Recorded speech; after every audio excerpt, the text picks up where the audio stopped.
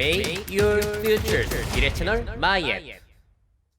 네, 주요 언론들에서 온난화로 위기를 맞은 스키 산업에 대한 보도를 내놨거든요. 한번 정리해 볼게요.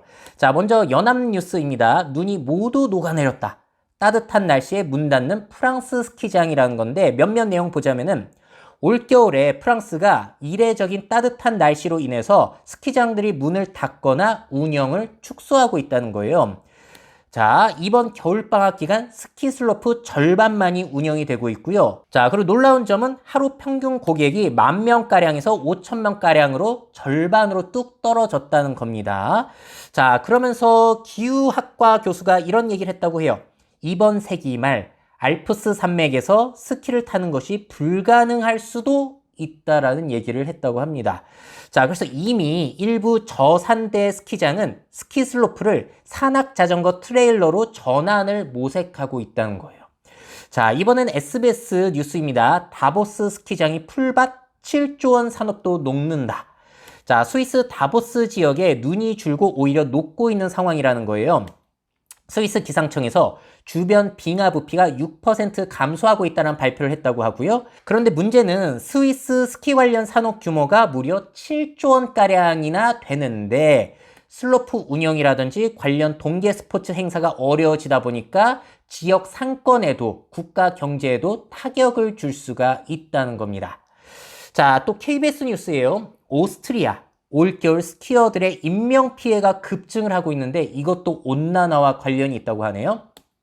올겨울에 스키장에서 무려 13명이 사망을 하고 부상자가 500명 이상 발생했다고 합니다. 왜 이런 일이 늘어났는지를 보자면은 온난화로 쌓인 눈이 얼다 녹다를 반복해서 미끄러졌기 때문이라는 거예요. 쌓인 눈의 양도 부족해서 넘어졌을 때는 부상의 위험도 상승을 하게 된다는 것이죠. 자, 1990년대 이후 눈 내리는 날이 줄고 해발 1300m의 고지 눈도 녹아내리고 있다고 합니다. 자, 그러면서 스키어의 인터뷰 내용이 나오는데 이거 흥미로웠어요. 아이들이 스키를 배우는 게 좋을 것 같아요. 언제까지 탈 수 있을지도 모르잖아요 라고 한심히 인터뷰를 한 내용이 인상 깊었습니다. 자, 그러면 우리나라 상황은 어떤가? MBC가 1월 달에 보도한 내용인데요. 기후변화로 우리나라 스키장도 문을 닫고 있다는 거예요. 경남에 있는 에덴밸리 같은 경우에는 2007년 겨울 온도가 마이너스 12도, 13도 했는데 최근에는 영하 5도 이하가 드물다고 합니다. 영하 3도 이하로 떨어지지 않으면 인공눈을 만들기도 어렵다고 하네요. 자, 그리고 평창에 있는 휘니스 파크 개장이 2010년에 10월 28일이었다고 해요. 그런데 2022년에는 12월 2일로 늦춰지고 있다는 거죠. 운영 기간이 짧아지는 거예요. 올해도 이제 초반에는 따뜻해가지고 자꾸 이제 개장 시기를 미루는 인스타그램 저도 많이 봤거든요. 자, 그래서 우리나라도 2090년대에는 한국에서 스키장 운영이 어려울 수도 있다. 자, 그런데 우리나라 스키장 같은 경우에는 온난화의 영향뿐만이 아니라 고령화 때문에도 어려워질 수 있다라는 기사가 한국일보에서 나오기도 했어요.